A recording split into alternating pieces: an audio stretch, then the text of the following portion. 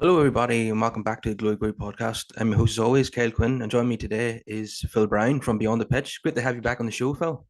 Always a pleasure, mate. Thanks for having me.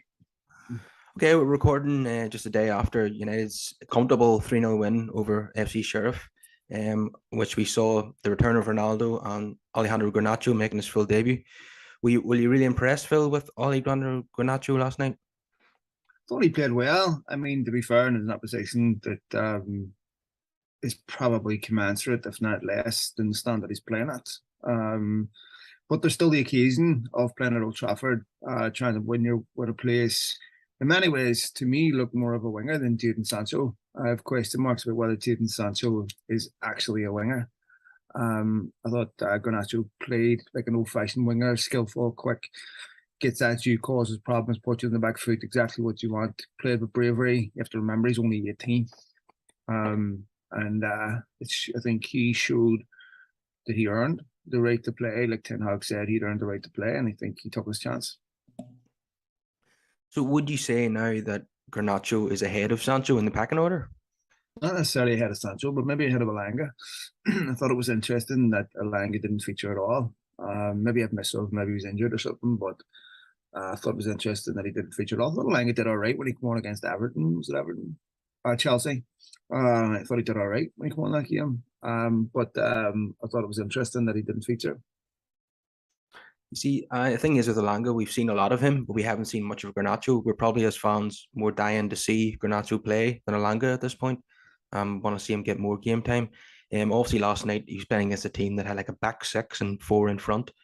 When we're playing against teams that will leave us with more space, maybe some of the bigger teams in the Premier League, I'd love to see what Garnacho can do when he runs in behind.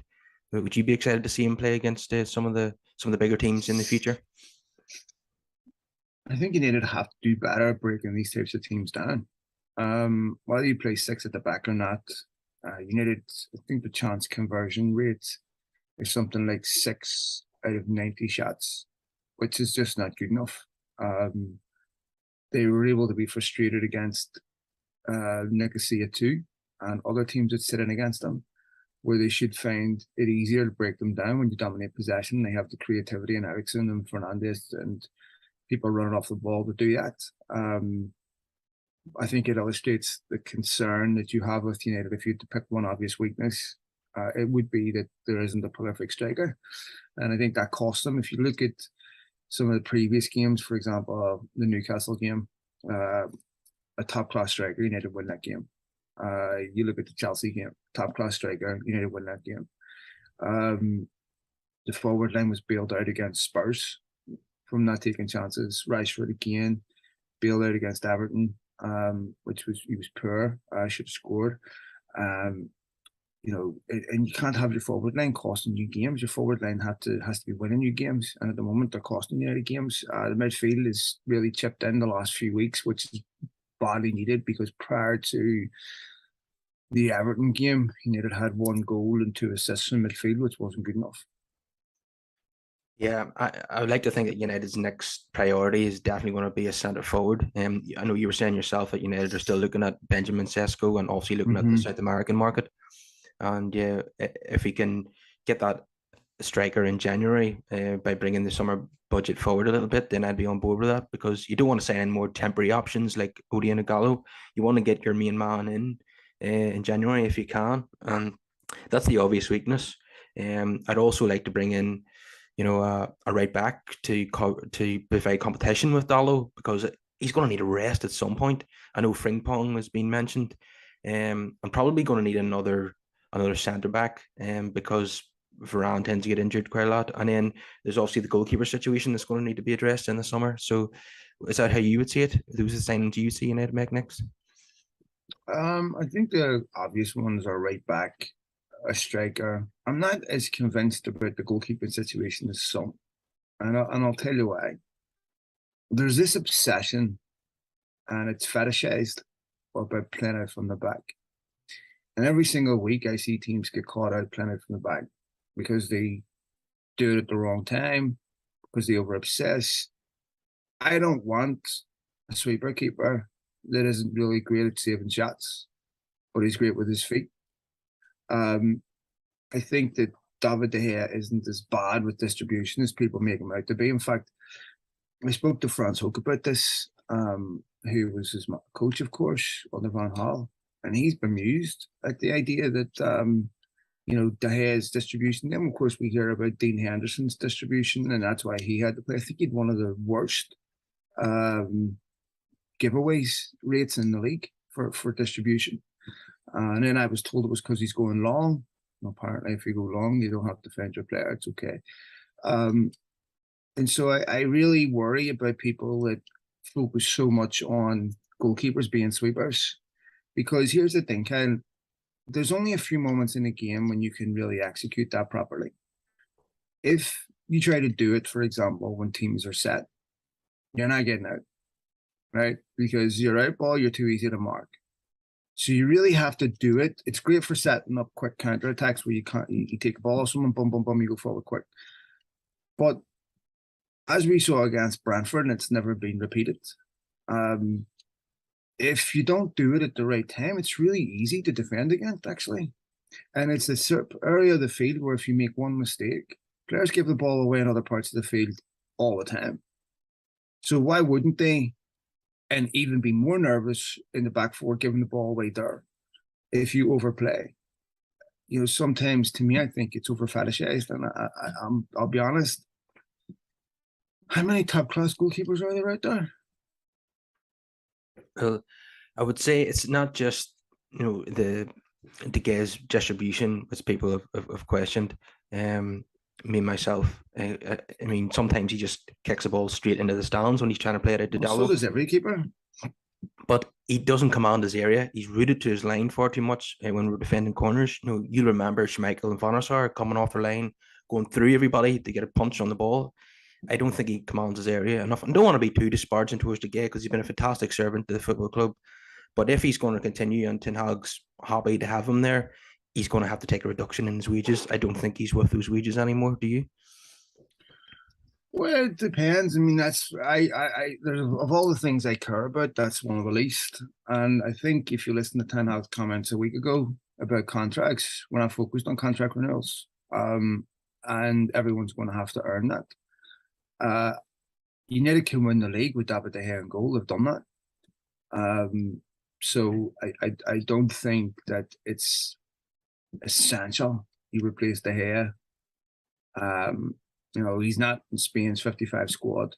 So I look at other goalkeepers, and it is true sometimes you don't know what you're missing until you have a quality player in that position. And I look at that and I think, I don't know. I don't think it's as...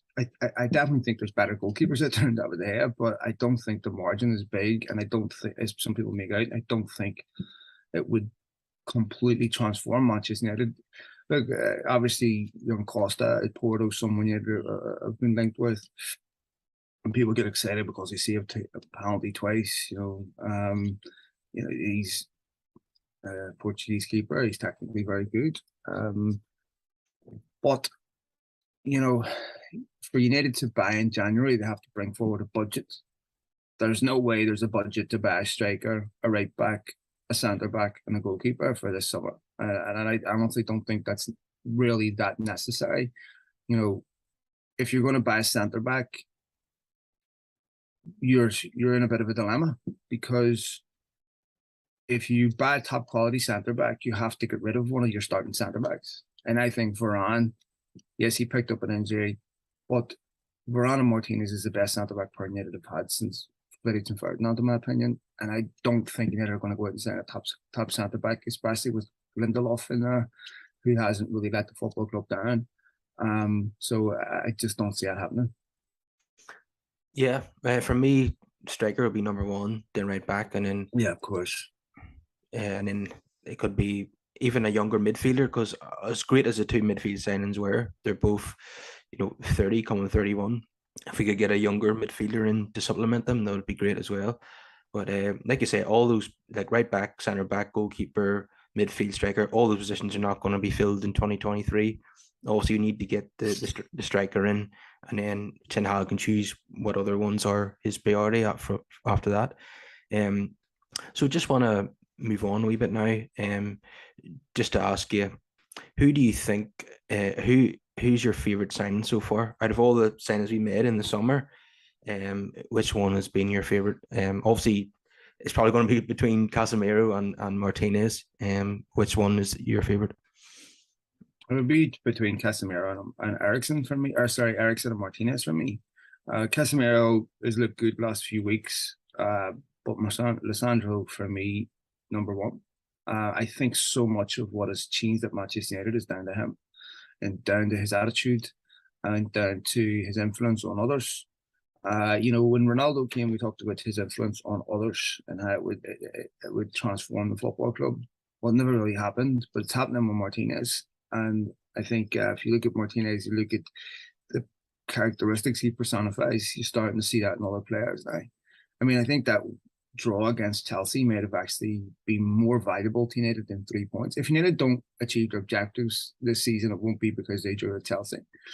But how much that will galvanize them, how much that will do for team spirit, for other things, the intangibles, I think that was very, very important. I was disrespectful forgetting about Christian Eriksen. Yeah. Obviously, he's been a fantastic signing. Yeah, I just love watching him. I just think he's pure silk. I think if you're a football purist that you love the technical side of the game, I mean, he is a perfect footballer to me. He doesn't get sent off. He doesn't get booked. He doesn't get in trouble. He doesn't, there's no ways to him. I'm actually really trying to see a downside. Maybe the only downside is he hasn't scored yet. But other than that, he's just been fantastic. And a really lovely guy as well, of course. Yeah, brilliant human being. In fact, all the signings have worked out so far, haven't they? Hopefully that stays the same. Because sometimes people come in and they do well to start, and then they kind of tail off a wee bit. Hopefully they remain consistent because they've been brilliant so far, haven't they? Well, they've all been brilliant, but primarily because they've been bought to play in a system. They're not bought by agents recommending them. They're not bought because the United panicked. They're all bought by a manager designed to fit his system. You'll often see signings come to United start out well. Once that honeymoon period's over, they have that dip. Then they go somewhere else and you see the best of them. I mean, and that's primarily because whoever's buying them is buying them to complement a system that their game is suited for, where United was just this mishmash of players from Ferguson, Mourinho, Van Gaal, Solskjaer, all these players that were not built for the system they were being asked to play. And so you got 5 signings this summer, 4 or 5 signings, all of whom have significantly improved the team. And I mean, consider the criticism that Ten Hag was getting for making these signings. I think it's really unfair. Yeah, they've all worked out so far, and he's obviously improved players as well. He's got, I mean, what he's done with Dallo has been magnificent. He's got Luke Shaw back to his best. De Gea obviously playing well, and then Varane has been fit more this season than he has last season, and he's playing magnificently well with Martinez, as you mentioned. They're like Ferdinand Vidic. So it's brilliant to see that not only bringing in signings that have hit the ground running, but also he's improved players as well, hasn't he? Well, I mean, they'd have kept 4 clean sheets in a row at Old Trafford. I think about Ranić turning around saying, we're the only football club in the league that concedes goals like this. So, the fact that everything's built off a sound defence. You can't win football games. You saw United last season attack as individuals, and you can do that, but you can't defend as individuals. Or you can see goals, and they were defended as individuals too. One of the things that was blatantly obvious against Spurs and against Chelsea was there was a team performance. That's a foundation. That's something to build on. That team, if you play as a team, it will prevent you from losing games that they were losing last season. It will prevent you from conceding goals that they were losing last season. There's no way you need to come back against Chelsea. Even that game against Brentford, the United team that played in that game, there was still remnants of last season. And I hate to say it, but whenever I see the likes of Maguire come in, it immediately triggers me and reminds me of last season. And it's hard for me to exculpate him, and it's hard for me to remove that stain, if you like. it's almost like muscle memory or your PTSD in many ways, where I feel like, Christ, here we go again. And maybe that's unfair to Maguire, but when Fellaini came to a football club, he was maligned for years because he was a remnant of the David Moyes era. I mean, he was stained by that. And I almost feel like Harry Maguire has been stained by what happened. For United fans, still got that PTSD from what happened last season. And it's going to be very, very difficult for him to extricate himself from that. Yeah, and another player that Ten Hag is getting the best out of is Rashford. The only criticism so far is his finishing, but I don't think he's ever going to be a prolific striker. I think he's always just going to be someone who plays kind of inside left. That's going to be his position. He's going to create goals. He'll score the odd goal, but he's never going to be someone. He's never going to be a one chance, one goal man. But still, an extremely useful player for Manchester United. And just when you mentioned Maguire there, for me, these next three Premier League games before the World Cup, Lindelof has to partner Martinez for me. I don't want to see Maguire come in. If he plays in the League Cup game against Villa, fair enough. But I don't want to see Maguire partnering Martinez. I want to see Lindelof in there because I think he deserves it, and he's more match fit at this moment as well. So would you go along with that? Yeah, I think two things have worked against Maguire as well. One, that period where you needed to have a game for 3 weeks meant that they could pick their strongest team in the Europa League, a platform where Maguire knew games in. Not just Maguire, Van de Beek as well, other players. So that didn't help. Obviously, picking up his injury didn't help. And the fact that Maguire has come out and said things that were ill-advised, shall we say. And if you'll notice, one of the things you'll notice in recent weeks, there's been very little social media chatter from players. No social media apologies, no this. You do your talking on the pitch. Lisandro Martinez does his talking on the pitch. I don't need to say whether Lisandro Martinez should start over Maguire, what have you. The games do the talking for me. I don't need to. I think for Maguire, I think Ten Hag handled him perfectly. He started out giving the captaincy and said, "It's all yours to lose." Okay? So I'm not taking it from you. Whereas Maguire could have turned around and said, "Losing the captaincy before I've been given a chance to keep it, has affected me heavily mentally, blah, blah, blah. That's partly why I'm playing badly." He has no excuses. And I think if you're going to be captain of Manchester United, you can't behave the way he's behaved. If Paul Pogba did that or anyone else, he'd be lambasted, and rightly so. So to me, I think he is going to find it very difficult because just like Shaw had to do with Malacia, you have to be better than what's in the team. You're getting in this team solely on merit. That's it. It doesn't matter who you were. Cristiano Ronaldo found this out. And the challenge, previously Maguire was getting picked because he was the captain, because of his, he was the England defender, all that. But now it's not the case. Now it's solely on merit. And when you're picking a team solely on merit, he doesn't belong in it. Yeah, absolutely. Last season, there was lots of speculation that Maguire and Ronaldo weren't getting on very well. Supposedly Ronaldo felt that he should be captain and not Maguire. I don't know how true that was. But this season, Ten Hag's come in and basically dropped both of them. And United are playing well without both of them. Obviously, we've seen last week Ronaldo refusing to come on as a sub and walking down the tunnel, leaving the stadium before the game ended. Now, what really disappointed me was Roy Keane in this situation, standing up for Ronaldo. I just don't get that at all. He obviously has a great admiration for the guy, but I mean, when Roy Keane was Sunderland or Ipswich manager and one of his players did that, they'd never play for the club again. So can you understand Roy Keane's point of view? 100%. Because Roy Keane left the club in acrimonious circumstances, similar to Ronaldo too, where he felt mistreated at the end. Secondly, he's sticking up for a mate, right? You do that. Cristiano Ronaldo's clearly briefing Roy Keane off the record about things that are going on inside the football club. And Keane's trying to be his side of the story, his mouthpiece, and giving some balance to the discussion. You know, when Rania came out last season and was laying into players, they were really upset with him because they felt that he wasn't giving all sides of the story, that they had legitimate gripes, that the club betrayed them, did certain things, made certain promises they didn't keep, blah, blah, blah. And maybe they have a point here. Secondly, this will all be forgotten. There's a statue outside Old Trafford to a player who walked out on United more than once, you know, George Best. And at the time, it was just put down to George's problems.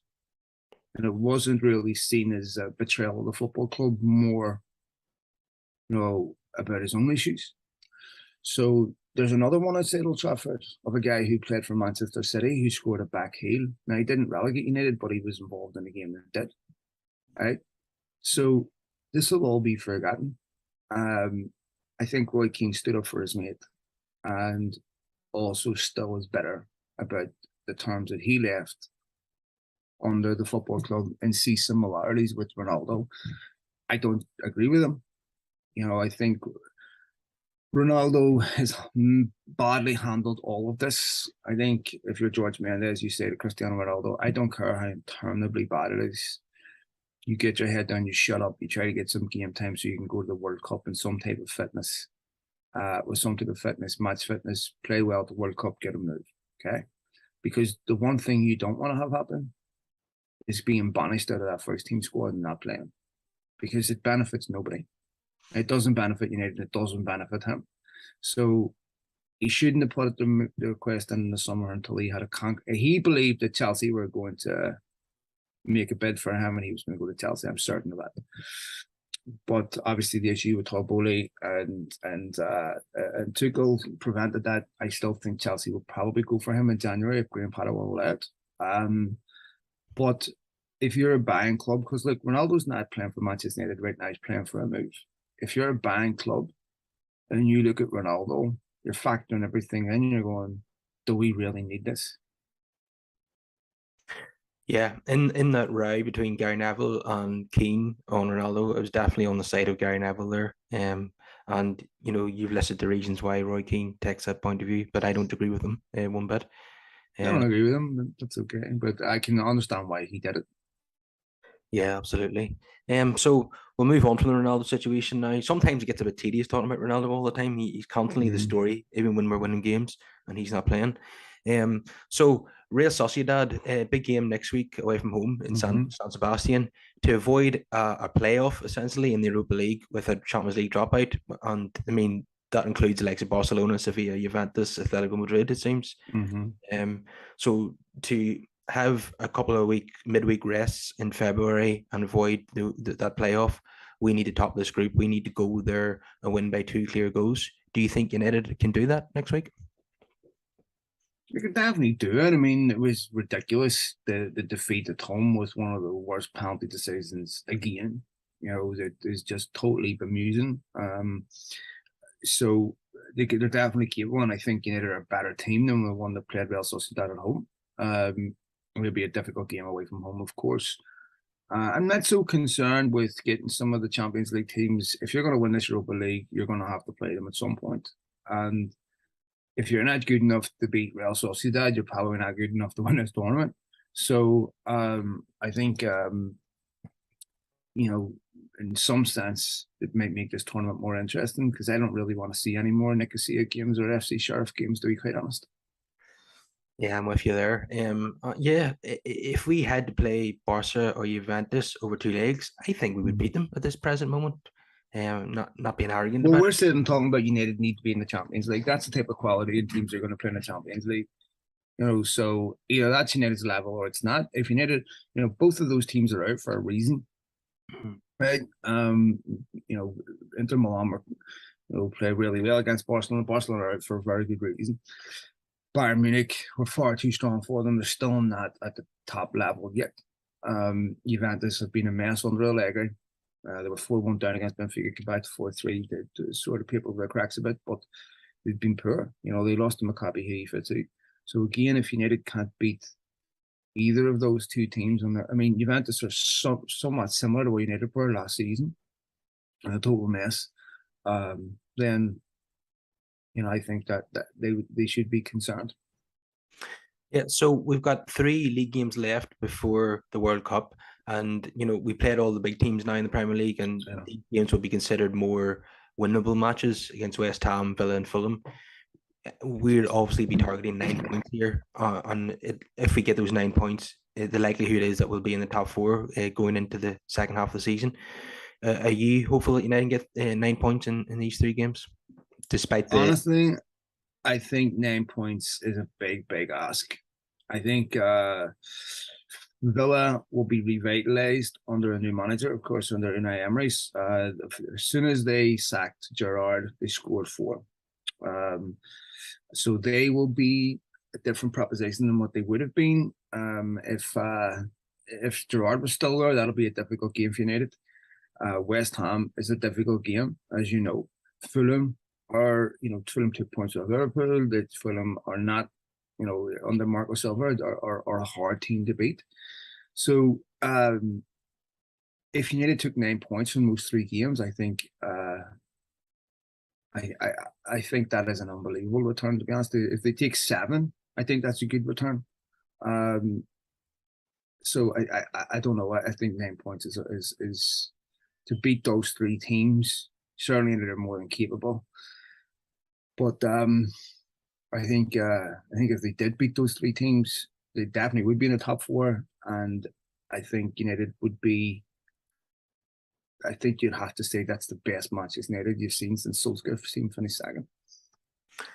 Yeah, and I think if you do come unstuck in 1 or 2 of those games, it'll be because we don't have a prolific striker. I've no doubt we'll create lots of chances in all those games, but it's whether we put them away or not is the issue. Mm-hmm.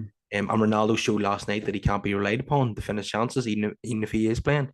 Because I know he scored, but how many chances did he miss before he scored? So unfortunately, he's complaining that he's not playing. But when he does play, he misses a lot of chances. Sure, in the Emona away leg, he hit the post from like a yard out. Look, the guy's at the end of his career.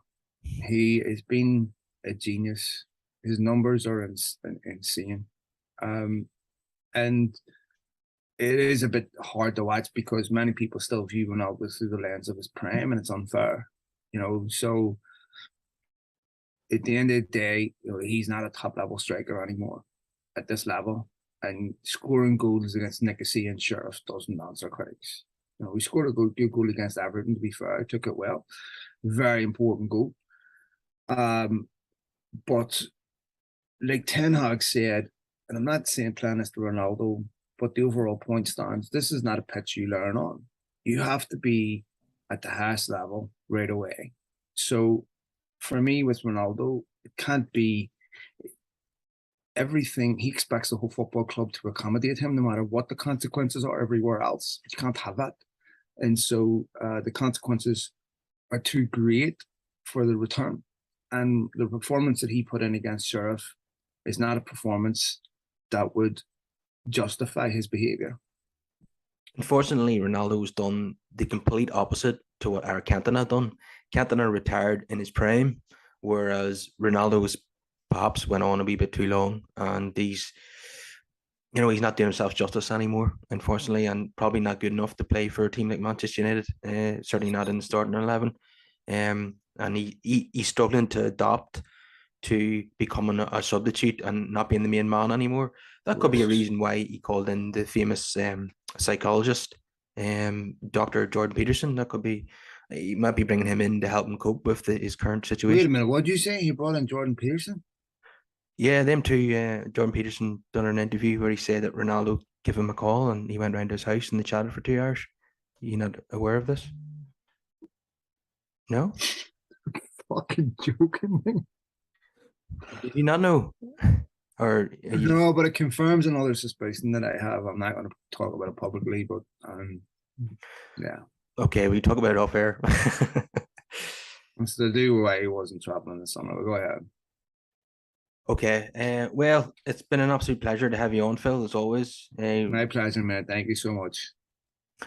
Okay, I'm sure I'll have you on again after the World Cup, and hopefully things are looking as bright as what they are now for Manchester United. Absolutely anytime, mate. Appreciate you having me on. Thank you, Kerr. All right, see you later. Bye, mate. See ya.